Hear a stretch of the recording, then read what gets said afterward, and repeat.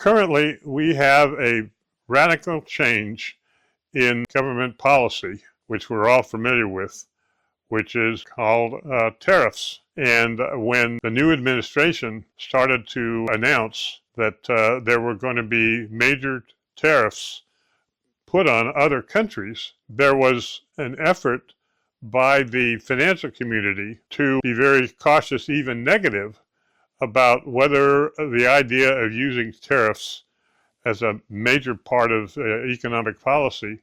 was a good one. In many cases, I tend to have strong opinions one way or another on changes in economic policy. But I have to confess that during this last couple months when tariffs have been in the news so much, and people say, well, do you think that tariffs are a good thing for the economy or a bad thing? I'll say, I don't know. I'm not familiar with all of this. There are some people who are very negative of U.S. tariff policy. For example, I'm a great fan of the British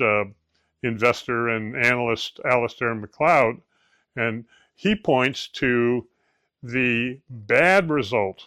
that we got from a tariff policy in the United States back during the Great Depression. He speaks of what was called the Smoot-Hawley tariff as extending, in his view, the length of the Depression by what it did, because the U.S. government put those tariffs on foreign imports, and as a result, many foreign countries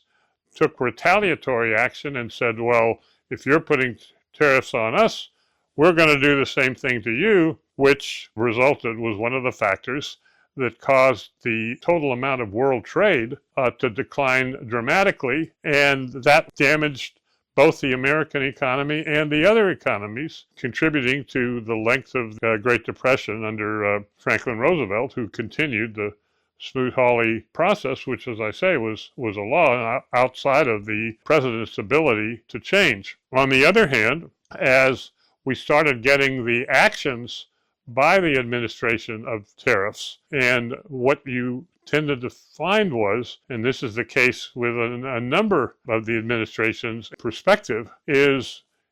the guy wants to make a deal,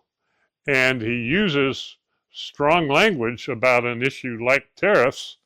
as his first cut, and as the negotiations start, he can change his policy on a moment's notice. And the main theme, I guess there are two main themes, appeal to the administration about tariffs. The more important is that by putting barriers to cheap imports, particularly of manufactured goods, that he can improve the size of the American manufacturing sector, which has been knocked down heavily. And who would that benefit? It would benefit the whole working class, and a very good thing in so many areas of the country where they might have had a manufacturing plant, good employment in whatever the industry was, and that was moved away by previous policies of the administration, both parties, I should mention. And so you ended up with, as we all know, a lot of manufacturing jobs moving elsewhere, particularly, of course, to China. And now, as a result of the most recent developments, you're seeing some new tariff policies on individual countries, such as England, such as India, and China itself, that I think they can make a good case will be good for the American economy, in part because it's a very different environment than we had under Smoot-Hawley or previous types of tariffs, and also because the negotiations can lead to things that are better for the United States versus China in areas other than tariffs per se, such as the Chinese policy has been that if the United States invents a new product and improves the technology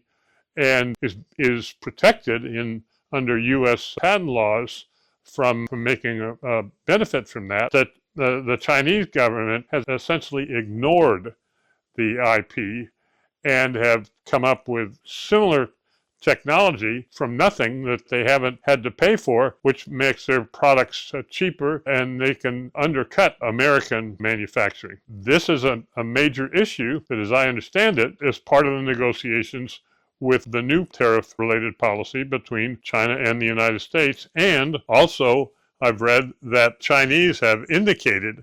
that dealing with the new administration is very different from dealing with previous administrations that really paid no attention to the real damage done to so many companies by intellectual property, their patents, being ignored by China. So my sense is that it's still probably early to say what the overall impact of tariffs are going to be, but I'm no longer one that says, you know, it could well be negative, it could well be positive, instead on a longer term basis. Having said that, in the near term, it's clear that the negative impact of how the tariff policies were announced has had an impact on the stock market and on the concerns of the overall investment community about the credibility of investing in the United States.